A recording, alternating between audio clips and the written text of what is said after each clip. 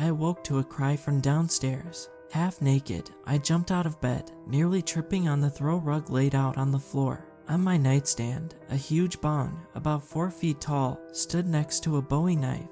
I always kept the knife next to my bed, especially after reading too many true crime books about Richard Ramirez and the original Night Stalker, people who would come into your house and slit your throat for no reason. "Mom," I screamed, "are you alright? What's going on?" No answer. I pushed the bong aside and grabbed the knife. It felt perfectly weighted in my hand, the carbon steel shining in the sunlight coming in from the window. "Mom, I'm coming down," I called, realizing how stupid it seemed to give away my position and intentions immediately after I did it. But wait, if there is an intruder down there, perhaps I could fake him out, I thought to myself. I paused, my heart racing, thinking hard. I used to sneak out the window all the time as a teenager to meet with pretty girls by the lake or drink cheap beer and smoke weed around bonfires in the middle of the night with my friends. The fall to the bottom, I knew, wasn't too bad, being only the second story. If I hung down from the window ledge from my arms and dropped into the soft earth below like I had done 100 times before, I should be fine, and I might gain an advantage on a potential intruder. These thoughts all passed through my mind in a fraction of a second.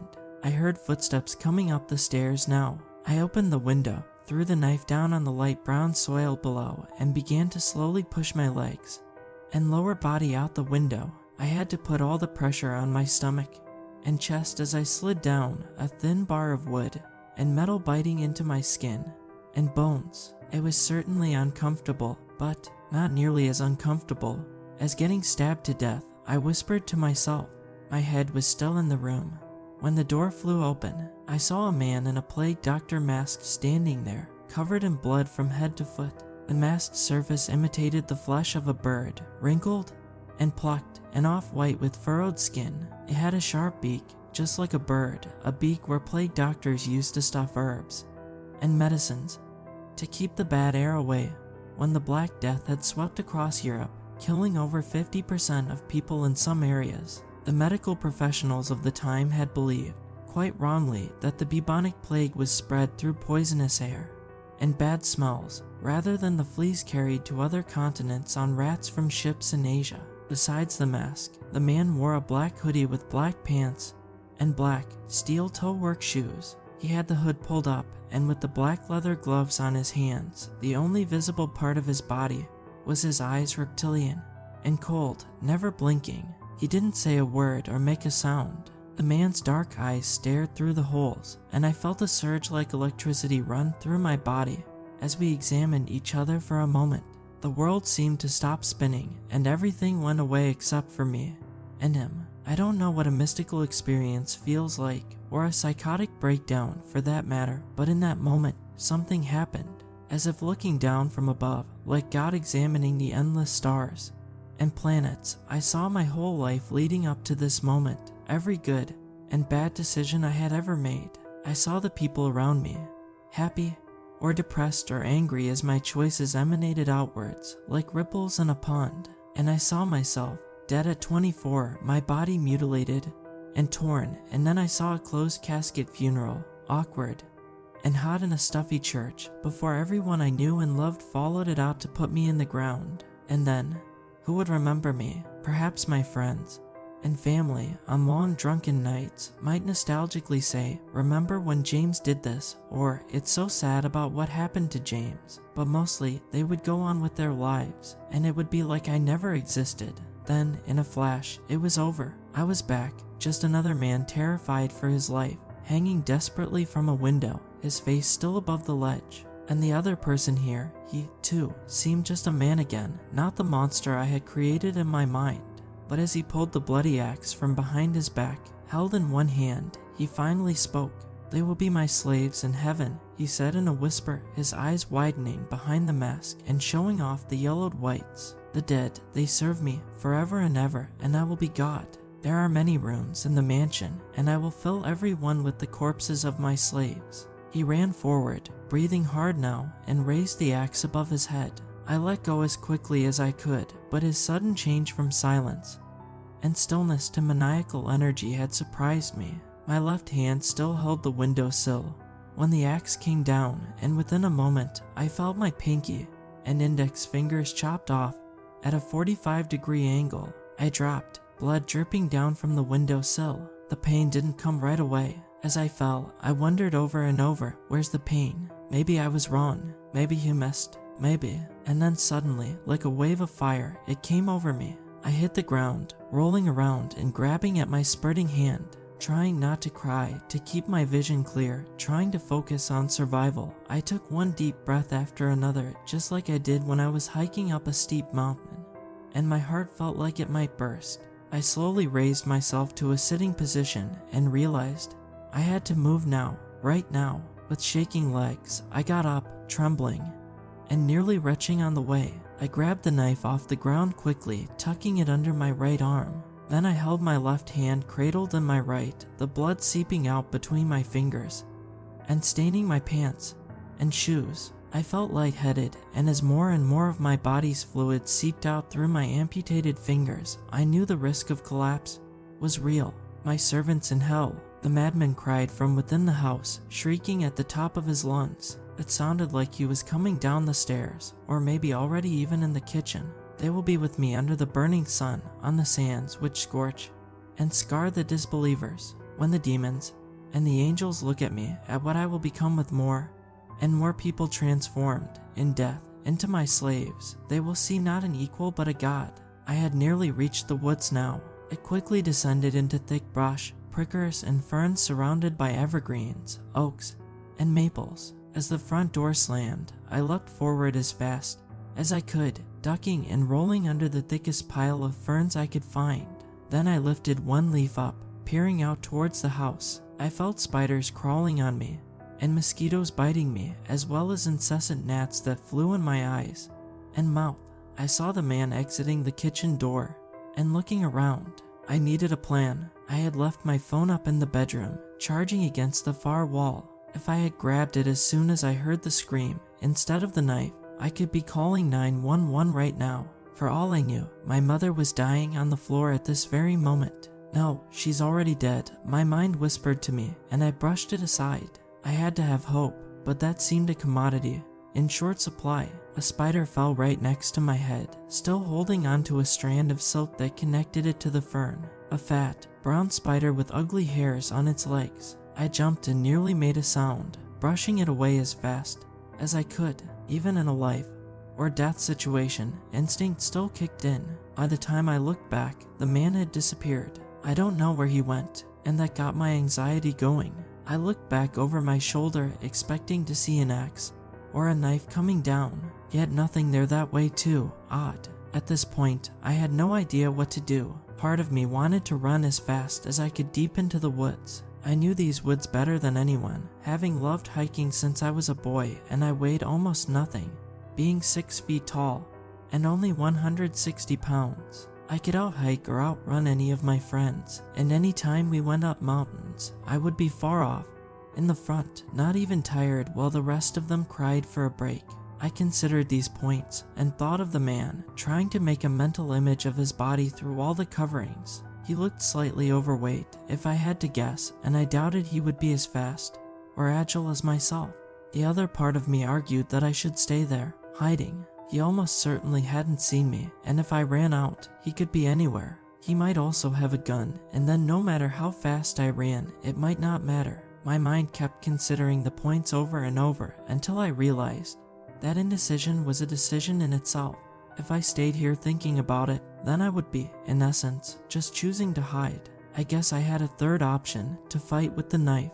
I didn't consider this an option at all, and in reality, only brought the knife as a last resort. A madman with an axe, and maybe a gun, and maybe even accomplices for all I knew, would easily take out a skinny kid with a knife in a one-to-one fight. I knew nothing about knife fighting, or killing people, or even self-defense. For that matter, choose now, I whispered to myself. Choose now. I got up and ran deeper into the forest, not giving myself time to second-guess my decision. I heard indecipherable yelling behind me as I broke twigs and ran through the brush, making noise. A gunshot went off, and the branch of the tree to my left exploded in a shower of splinters and leaves. running as fast as I could and zigzagging, still holding my bleeding hand against my chest, feeling lightheaded, but also strangely energetic and alive. I left the maniac far behind in minutes. He tried shooting a couple more times, but his shots hit trees far away from me, and I felt I had escaped. After a while, I stopped for a rest. I had sprinted at least a mile, by this point gone off the trail, and scrabbled up rocks, and changed direction multiple times. I still had a general sense of where I stood in the forest. I knew if I continued north, I'd find a 6-lane highway cutting across the rural town, and so I headed north, hoping to find someone who might help a guy who just had his fingers cut off by a madman. After what felt like days, to my exhausted and frightened mind, I heard the roar of traffic echoing through the trees, the deceleration and acceleration of trucks and large vehicles as they passed on the highway gave the roaring echoes a cyclical sound, and it calmed my heart immensely as I imagined the help that waited not far away. But I hadn't hiked as quickly as I had thought, apparently, for as I reached the tree line, the man in the plague doctor mask came running from behind me, his gun raised, the bloody axe apparently left behind in his maniacal pursuit. "He will never escape from me," he shouted, pulling the trigger and hitting me in the back of the thigh. I screamed, coming out from the trees and limping slowly into the road. A car in the slow lane swerved crazily around me, and the next one put on its hazards and pulled slowly forward. I ran as fast as I could to the passenger's side door, which was locked. I knocked on it over and over, and the woman inside reluctantly unlocked it and opened the door. I jumped in, bleeding all over her seat and crying. I looked over at her quickly, realizing she was attractive and in her 30s with green eyes and light hair. I wondered how I looked to her in that moment. "Drive, drive, for God's sake, get me out of here. He's going to kill us," I screamed. Her eyes went wide and her mouth went slack. I thought, for a moment, I was dealing with a dullard, and I cursed my luck. Then she shut her mouth as the man in the plague doctor mask ran out of the forest, as my legs spurted blood, and my heart beat ever faster from the blood loss I had suffered. She hit the accelerator. The car that had swerved to avoid me had put on its hazards and started to pull over. The driver looked like he was trying to call someone, hopefully the police. Then I looked at the woman. "Call the police," I said quickly. "Call 911. Do you have a phone? Is it charged? We need help immediately, and I need medical attention." "Why?" she asked. "What is this about?" "The temple body killer, I think that's what he calls himself when he writes those crazy letters to the newspapers," I said. "I don't really watch the news, but I heard people talking about him at work. Anyway, he came into my house, chopped off my fingers. I raised my left hand for emphasis and shot me, and he has a gun, and he's looking for me right now. So you better get the hell out of here as fast as you can, unless you want to meet him yourself." As if on cue, I saw the madman run to the car with its hazards on in the breakdown lane. The woman driving in my car pulled out her phone and frowned. "No service. Sorry," she said. "This is a dead zone. Usually in another 5 or 6 miles I get service, but down here where the states meet, and there's no real towns for miles. They never built any cell towers." I sighed. I felt like my luck today was abysmal.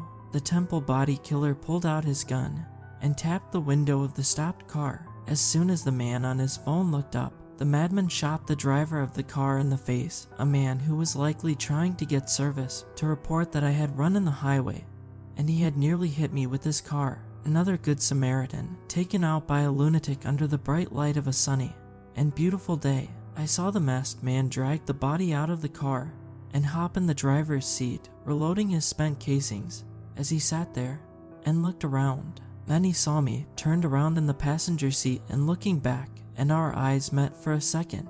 "Damn it," I said. "I think he just saw me. He has a car. This is not good." The next second, he peeled out, running over the man's body. As he pulled away, cars coming down the highway honked and swerved as the madman and killer pushed his car's accelerator to the max. I heard the screaming of its engine as he began to gain. "We need to go faster," I said. "Can this thing go faster? He's gaining on us, and he has a gun. He might shoot out your tires or something. He might shoot you or me. I don't know. He's insane, totally insane." I rambled We need to get away. I only have a knife. I don't know what we can possibly do against a madman with a gun. The woman smiled over at me. Cryptically, it seemed out of character. I have a gun, she said, reaching under her seat and pulling out a huge pistol. She passed it to me. Do you know how to shoot? This end faces forwards, I think, I said sarcastically, laughing. Is this a 45? She nodded. Big damned gun. ACP, I think. This could do some real damage. Well, she said, if you're going to buy a gun for self-protection, you might as well get something worth the money. Good stopping power in a 45.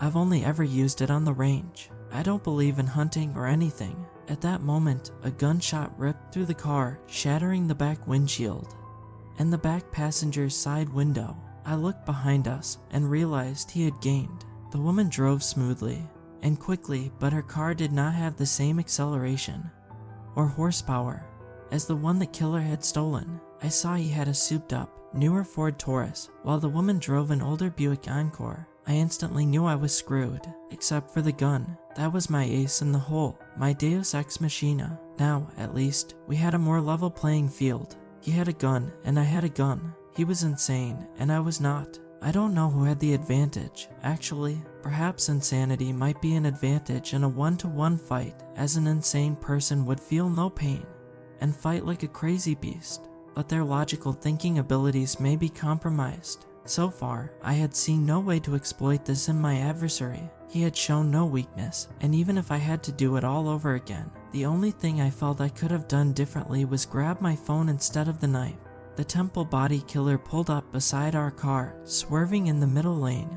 As he raised the gun towards us, "Stay down," I yelled as a shot blew apart the driver and passenger side windows. We both kept ducking as he shot over and over again, destroying this poor woman's car. But then he stopped, and I took my chance. Raising my head quickly, taking a deep breath in and steadying myself, I shot the .45 ACP through the smashed and broken window of the woman. She made a small cry and jumped as I fired at the madman. I saw a spray of blood as a bullet hit his shoulder, and his car swerved madly to the left, smashing into another car in the fast lane that had tried to go past us. With a tearing of metal and a screech of tires, the cars flipped and rolled over towards the breakdown lane, eventually landing on the grass in a tangled mess of broken glass and twisted frames. But by the time the woman driving the car had stopped and I had gotten out, the Ford Taurus stood empty and broken on the ground. Blood stained the seat, and a hole from a gunshot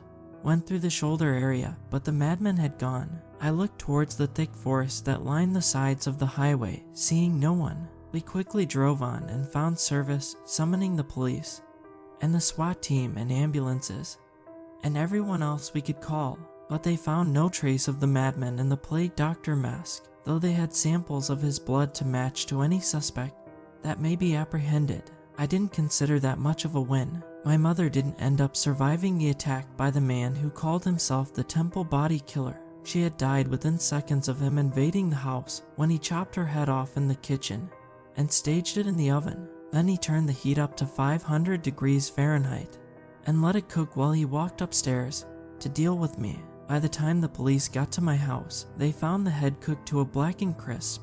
We buried my mother, God rest her soul, and had a closed casket funeral. She was one of the sweetest women I had ever met, and she didn't deserve to die in such a way or have her body desecrated. But this world is a sick place with sick people on the loose, and I know she is in a better place now. I moved far away and tried to forget. Every time the Temple Body Killer struck again, the newspapers would explode with headlines, and the media always wanted to interview me, the first known survivor of this mass murdering fiend. At first, the police gave me an escort, and a patrol car would pass by my house every 15 to 30 minutes, but as time passed, they forgot about me and I felt relatively safe. I didn't think the madman would come all the way down to Florida from New England, where he usually hunted, just to find me. After all, until today, I walked out into palm trees and the smell of the ocean and found a note in my mailbox, written in blood. It wasn't in any envelope, but it looked like it had been personally dropped off by someone. I unfolded it, looking at the half sheet of torn computer paper in stunned silence. On it, I saw only a few lines, written in blood. Elegant, curving copperplate cursive formed the letters. I dropped the letter and ran inside to call 911, the words ringing over and over in my head. We will be together in hell very soon. Always yours, the Temple Body Killer.